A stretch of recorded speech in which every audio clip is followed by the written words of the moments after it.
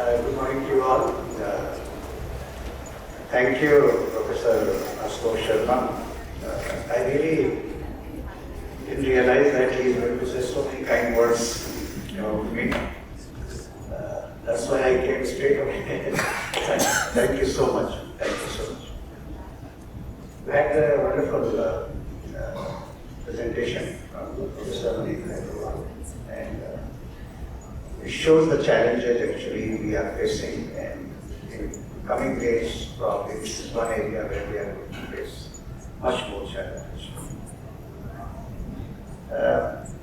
Here, esteemed faculty, scientists, and very knowledgeable, very insightful people are assembled here. And I can see a lot of young students, they are present.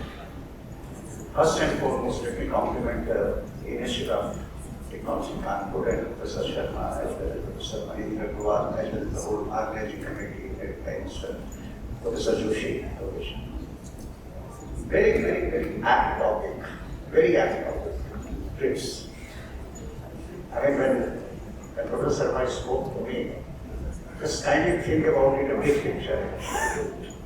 A big picture where you are talking about technology, you are talking about research, you are innovation, and policy, more importantly, policy.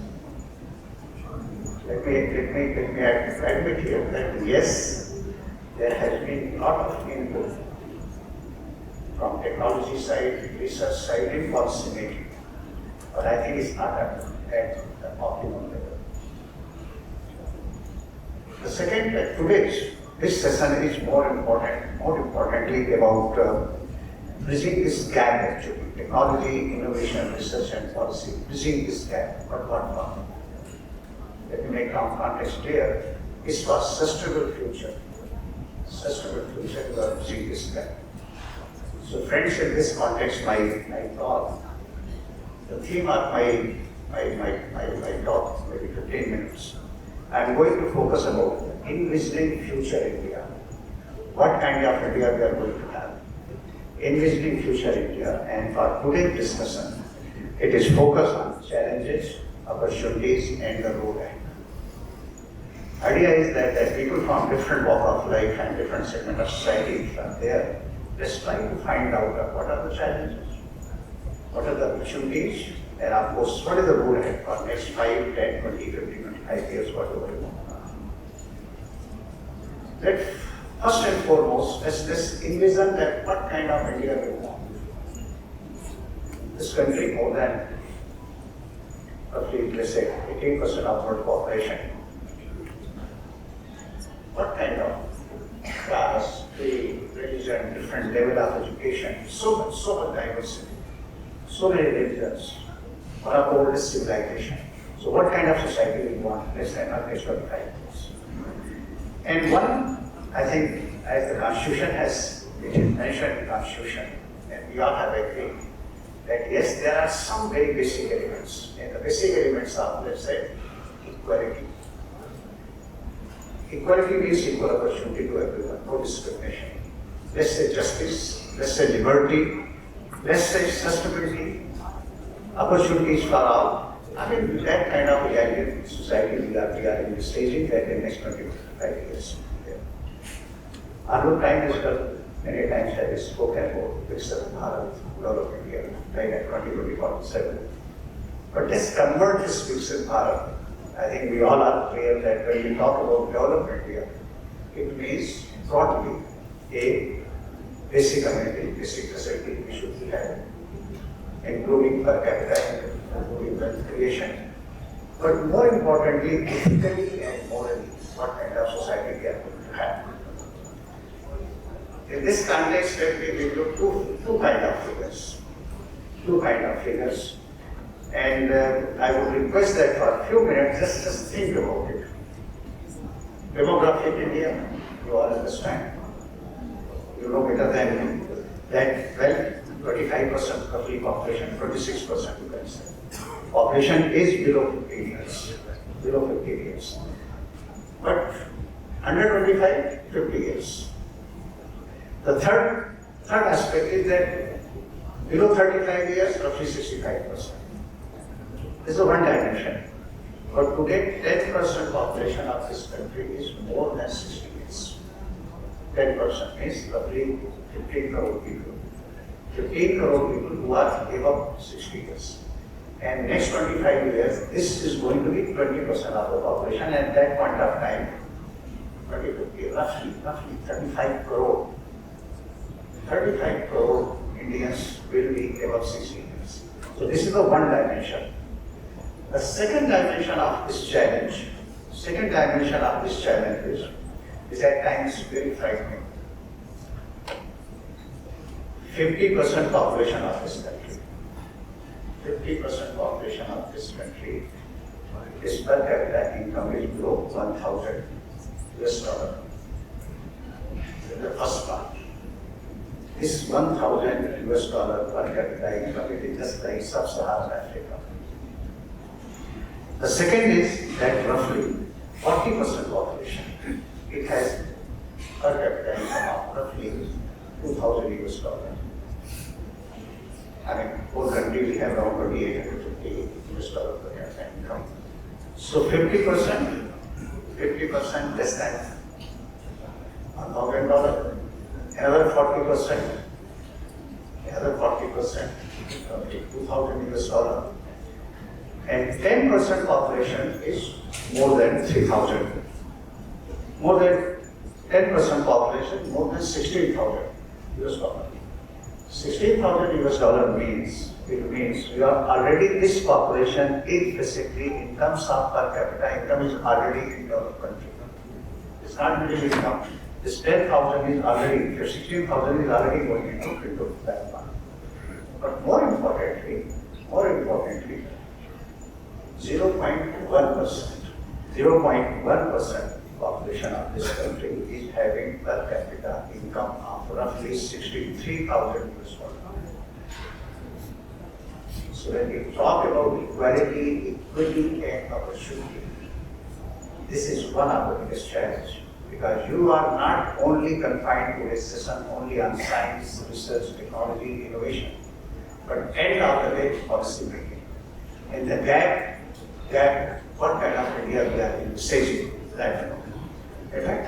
And that's why people say that, roughly 140 million people are in this country are already, they have reached to next stage, reached to developed world. So friend, in this context, if you are having society today.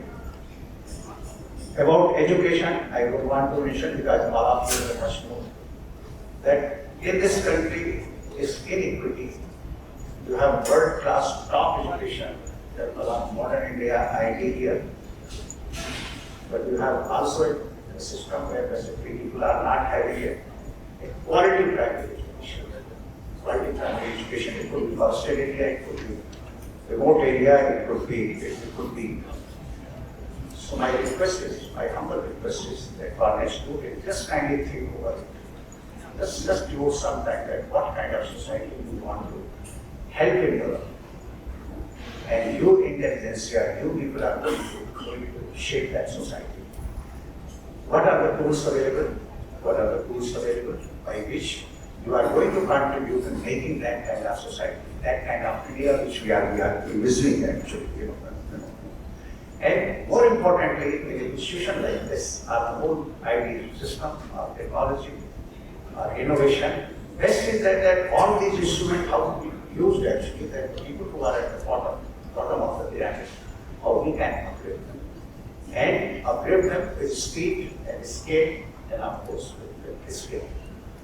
For example, I have looked at, yes, Government of India is having policy where all basic amenities is being made available to everyone, whether it's the house, or it's clean water, or sanitation, or electricity, or cooking gas, or healthcare. But what needs to be done more? In fact, along with writers, yesterday I met one professor here, IIT Kanpur, Professor Priyanka Baude, actually, she was assigned to me that when I come here, I say to see me. And I found out that she asked me that, sir, you are the same person who had worked out on Jal Jeevan Mission and this Professor Shri and all those things. So we started talking. Trust me, in the next 10 minutes, one thing I realize, that you are having brilliant mind in this country, tremendous energy, tremendous desire to do something, but many times policymakers, government departments, people like me, we are not sharing the problem and challenges with the community. In the ministries, in the government, in the department, to ensure clean tap water to every household, 24/7, in each and every village. What kind of challenges are there? Is it societal challenges, are social challenges, or is it technological, or is it financial? And technology has solution. No. In fact, we had a mistake that all these professors, chairs, and central officers, people will be sitting with the ministry in all meeting of central government and state governments, where they will be absorbing the complexities and challenges faced at the ground level. So it means one takeaway which I am going to convey, that I think time has come when basically scientists, academia, researchers, they should be much more involved in basically listening to those challenges and problems. When we are talking about center, state, or municipal bodies, or government. But if you see a few more challenges, is future challenges, if I enumerate to take this talk forward. Of course, as you know, this climate and environment, this is becoming day by day very challenging. Of course, demography and employment, because there is a demography. And is this demographic, diversity has to be provided, opportunities. Third part is that health, especially health of aging population. Imagine 15 crore people today and 36 crore people tomorrow, 25 years hence from this date. I think ensuring their health care, their care, I think it requires resources, it requires system and that kind of. And one more challenge which we are facing, actually, we are seeing that is urbanization, increasing urbanization and migration. Migration both has plus as well as minus, within the country and outside. And of course, inequality. And India is growing, its economy is growing. Obviously, we are going to face new challenges at geopolitical level and its global. So I think broadly these are the challenges we are having. And I think these challenges are also providing some opportunity. And this opportunity is for youth generation, and especially the new generation which are going to. The opportunities will be created if you see the policy. As you know that the best part is that the digital physical infrastructure is universally accessible. And idea is that our youth, our scientists, our innovators, they are able to use it. For a student, I'd just like to point out, maybe some other time I'll discuss. In 1980s and 1990s, US and maybe UK also, the real brain they came together and they worked on it that what way we should be working so that American supremacy should be continued with the next issue. And that led to what you are seeing today. That internet, technology, fintech, finance, they went into that rather than manufacturing. And today out of 7 of 10 companies, 7 companies are in this. And that quality technology and the kind of wealth they are generating. But that policy failed in one sense, that there was no equity. We find that yes, Microsoft or Google or Amazon or any company, Apple, they have done $1 billion plus upwards. But that money basically has not gone equally to everybody. It is confined to shareholder and that to business shareholder. So there is one lesson that technology and technology, innovation and innovation and innovation. But we must not forget that equity and inclusiveness is basically the way forward. Second, as you are saying that in healthcare, a lot of things are happening, especially Ayushman Bharat and digital health. A lot of things are happening. In environment and ecology, I can see that green ecology, green technology, green energy, hydrogen and all those things are happening. Education and other policies, you are very well aware. Equity, I think most of the time we talk about free wheels and this thing. But you understand that you have 50% population is annual income, which is $1,000. I think direct benefit transfers, providing that helping hand, it makes sense in our kind of society. And the best part is that how direct benefit transfer, the best part is technology. How technology is being used so that pilferage is removed, time is not wasted, and more importantly, it's a transparent, accountable, and efficient system of public service delivery. Friends, what I understand, the way we look at it, 2-3 areas I am going to talk about. That this is the area where we are going. Everybody talks about that AI is going to face huge challenge. But people who can help us that AI, instead of creating problem, just think about it. That in a tribal school somewhere in Chhattisgarh or Jharkhand, in remote forested tribal area, using the same AI, you can give a quality maths teacher, quality science teacher, the same kind of laboratory, the same kind of system. And then you can basically unleash this latent energy which is already available in the area. They need to be just channelized. Second example I would like to give that, yes, whenever we have some health problem, we are made just pick up our phone and talk to our doctor. It means AI is basically way forward in providing digital health solution that if not today, maybe tomorrow and day after, we all are having our doctor on our phone. It means the country is moving in that direction, and this kind of opportunities which are being created. The third dimension is that policy making is confined to high buildings and state capitals. But I think democratization of policy making can be made just using technology. That the technology can be used basically where policies are basically being co-created with people using blockchain technology and constant upgradation and involvement of people. But while doing all these things, that this country, as I said, that we're one of the 4 oldest civilizations, one of the 4. And more importantly, home of 8 religions. 4 originated here and 5 came from West Asia. And all these religions and all this, they are basically assimilated and work together. It means we have age-old wisdom. We have those kind of knowledge, traditional wisdom. I think these kinds, whether it's the tribal farmers or our women actually who are having those wisdom in the rural areas, I think are barefoot engineers. And I think this knowledge can be channelized in basically finding solutions to our problem. Well, as we, so far as the IIT system is concerned and IIT is concerned, while closing my talk, I will just point out 3 things. That yes, what is your goal? What is your expectation? The first thing is basically knowledge creation. I think new knowledge, new ideas, this has to be created. The second is the application of this knowledge. And third part is basically giving leadership.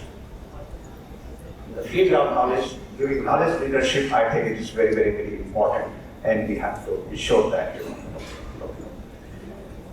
Well, what kind of focus do we see? How do we ensure that technology serves humanity and not other way around? When India is planning a initiative for $30 trillion economy in the next 20-25 years, I think let's not forget that moral and intellectual leadership. Because at world stage, despite that we are not a superpower or those kind of things, but India is respected. And India is respected for certain things, whether it's the institutions or the democratic liberal principles I think we should not forget those things and we should carry forward. Well, next 25 years when we are trying to reshape society, I would suggest that we will be having a society that uses the cutting edge of science and technology with the timeless wisdom of our communities. And most important is no one is left behind. The most important part is that when we are moving forward, I think we must not leave someone behind. A society where digital technology delivers dignity, where renewable energy delivers not just power but empowerment, where research is not only in journals but in hands of every citizen, and where policy is not only made for people but by the people and for other people. If we succeed, India will not be only world's largest economy, it will be the world's most humane society. An economy of compassion, inclusion and justice, powered by innovation and guided by wisdom. This is India of 1947, and it begins with choices we are making today. So thank you all very much. Have a wonderful day and wonderful summit, and we look forward to proceedings and using. Thank you all very much. Thanks for having me.